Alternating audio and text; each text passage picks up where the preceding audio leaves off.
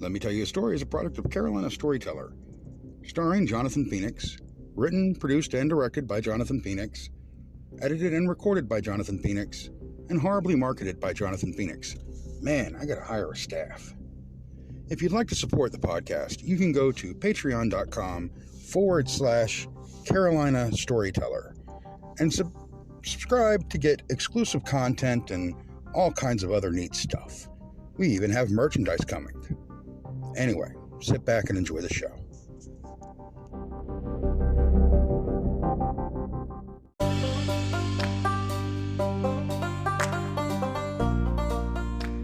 Welcome to Let Me Tell You a Story with Jonathan Phoenix. I am Jonathan Phoenix, the Carolina Storyteller.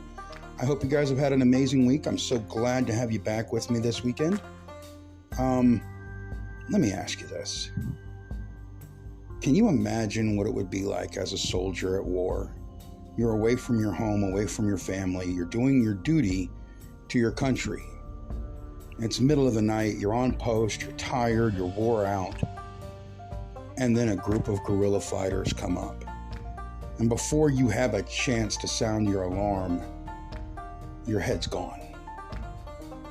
Can you imagine the thoughts that you had in that last moment of your existence? Well, today's story is going to be kind of similar to that. Now, the group of guerrilla fighters I'm going to be talking about are going to be American revolutionaries led by the Swamp Fox Francis Marion. I'm sure you've heard of him before. And of course, that means that our soldier in this story is going to be a British soldier. Anyway, let me tell you the story. You'll find out.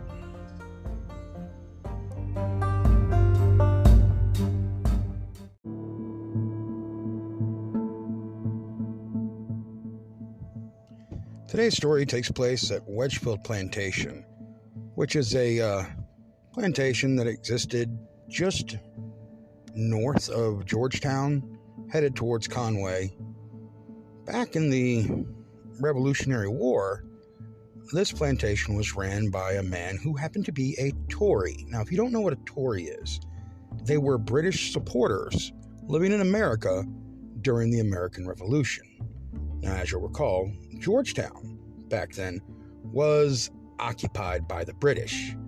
We lost the Battle of Cowpens, and they held Georgetown and kind of everything towards the coast. But Francis Marion, otherwise known as a Swamp Fox, stayed behind enemy lines and committed a guerrilla war, if you will, against the British, attacking supply lines, hitting them during the night, generally just making trouble for them wherever he could. He was public enemy number one, and the British were willing to do anything they could to stop him. So when they found a prisoner who may have information that could lead to the capture, they took him to Wedgefield Plantation. Wedgefield Plantation was the British's home base. While, yes, they were housing soldiers inside of Georgetown, using a church as barracks and putting officers up in various houses, the main command structure was offered to stay at Wedgefield Plantation by its owner. Remember, he was a Tory. He supported the king. So it was their headquarters, their hospital, and their prison. Now, midsummer, there was a celebration in town. And all of the officers decided that they were going to go and visit that evening and left a skeleton crew of sorts. Typically, there'd be part of the garrison there guarding what was their headquarters. But they only left a few soldiers inside the house and one lone sentry along the road. This lone sentry is the reason for our story.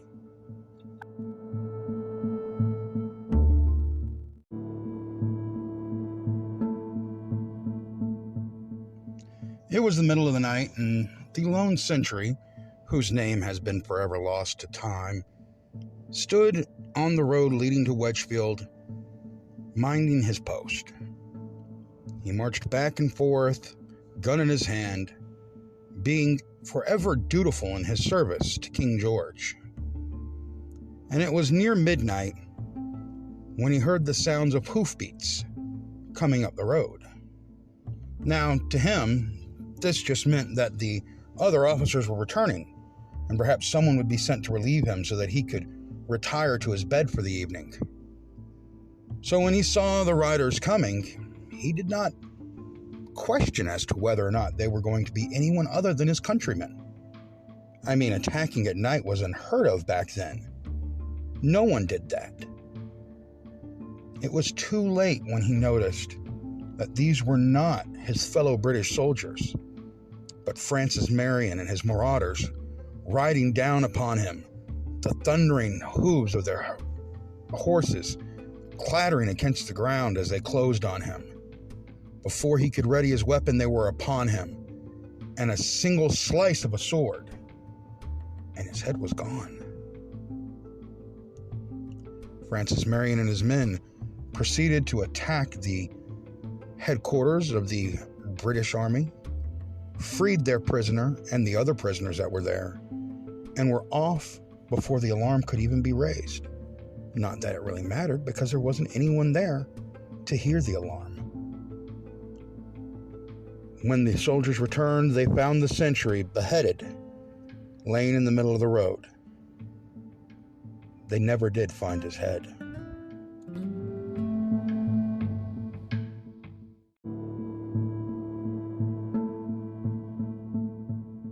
Now, had the attack on Wedgefield Plantation been the end of this man's story, it would have been a sad and tragic act of war.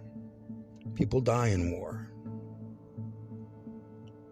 But from his death, the legend began.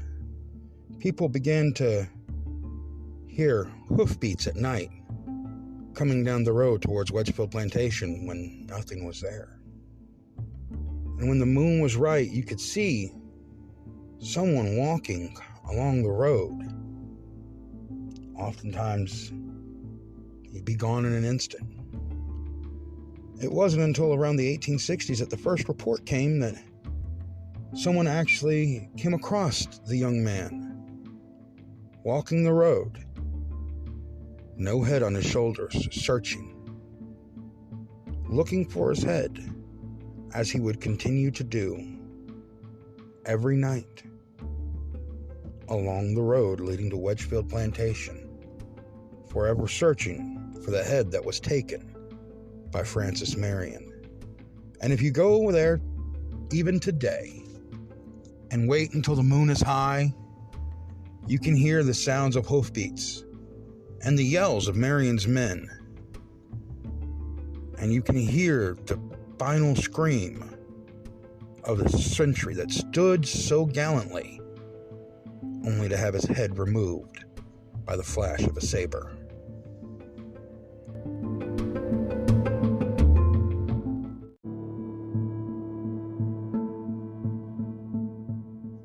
As a boy, I remember hearing the story of the Wedgefield Sentry, another one of the many spirits that were left after the Revolutionary War was fought here in South Carolina. So many lives were lost, and their spirits still remain, haunting the streets of Georgetown, Charleston, Pawleys Island, Wedgefield, Myrtle Beach, all of these areas covered with the spirits from that war for independence that was fought more than 200 years ago. While I never actually experienced hearing the hooves or seeing the sentry himself, I've met many a man who has said that they've witnessed these acts occurring in the night. There are those that won't go down the road towards the old plantation house at night for fear that they'll run into the sentry, and that perhaps that'll be the night that he decides to claim someone else's head because he's tired of looking for his own. I did at one point live down towards Wedgefield, but I never went towards that house. I was smarter than that. But if you're ever curious and you think you can keep from losing your head, why don't you go on down and check out the road towards Wedgefield? See if you can see the Headless Sentry, or if you hear the sound of Marion and his men riding in to free the prisoner taken by the British.